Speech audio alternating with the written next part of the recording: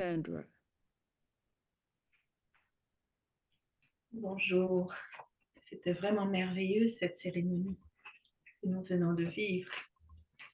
Et ce n'est pas une continuité, mais c'est pour bien apprécier le printemps qui, qui est à nos portes, qui commence déjà. Euh, nous allons parler, en fait, je vais vous partager un texte en ce qui concerne comment être en méditation lorsqu'on marche dans la nature ou ailleurs. Et ça, c'est un extrait du livre de Thich Nhat Hanh, La sérénité de l'instant. Il dit, méditer en marchant peut être très agréable. On marche doucement, seul ou avec des amis, si possible dans un bel endroit. Méditer en marchant, c'est profiter vraiment de la promenade. On marche, non pas pour arriver, mais juste pour marcher. Le but est d'être présent dans l'instant, conscient de sa respiration et de sa marche en goûtant chaque pas.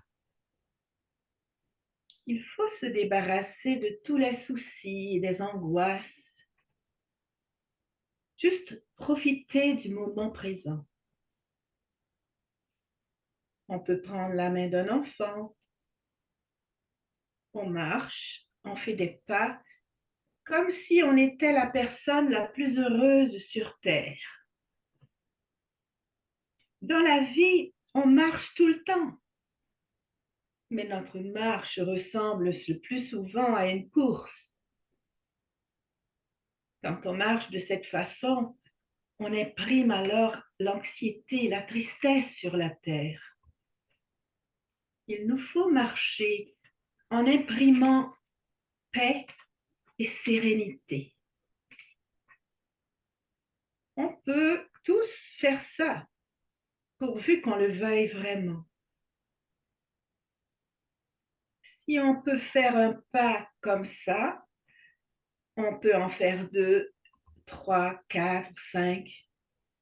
En étant apte à faire un pas paisible et heureux, on travaille pour la paix et le bonheur de l'humanité tout entière. Méditer en marchant est une pratique merveilleuse.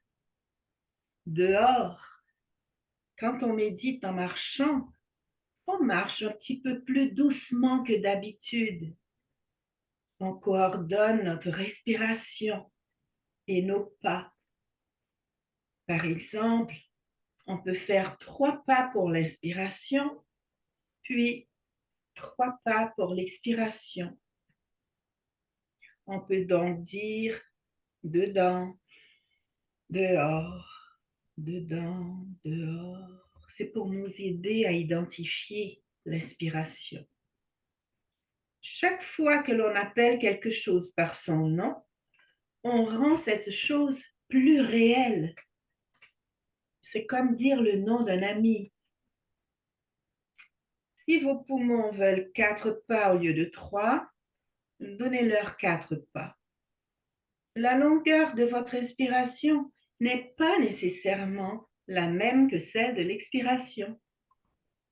Vous pouvez faire 3 pas à l'inhalation et 4 à l'exhalation, donc à l'expiration.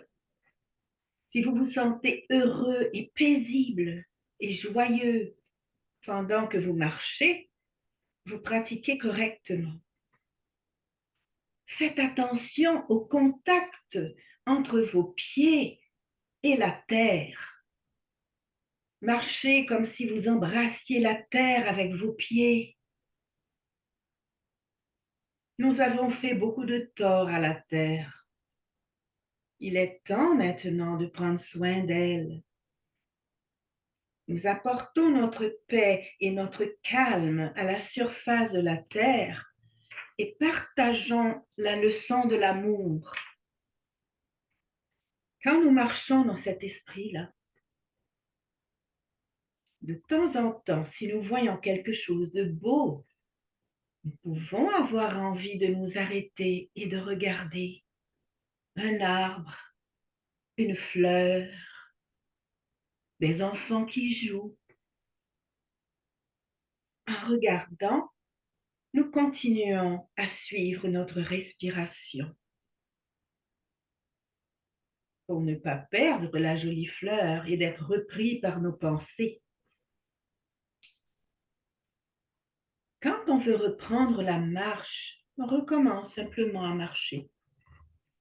Chacun de nos pas fait se lever une brise fraîche, rafraîchissante pour notre âme et notre esprit. Sous chacun de nos pas s'épanouit une fleur. Cela n'arrive que si on ne pense ni au futur ni au passé et si l'on est conscient qu'il n'y a de vie qu'au moment présent. C'est ça.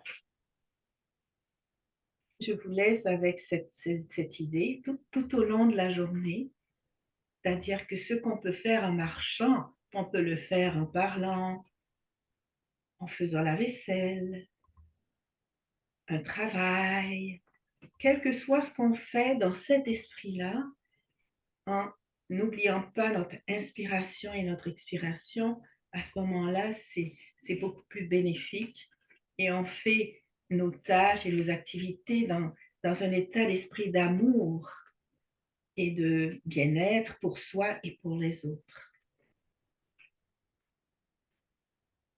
On va terminer avec la prière pour la protection en français. La lumière de Dieu nous entoure. L'amour de Dieu nous enveloppe. La puissance de Dieu nous protège. La présence de Dieu veille sur nous. Où que nous soyons,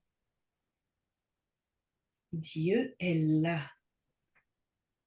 Et tout est dans l'ordre divin. Merci.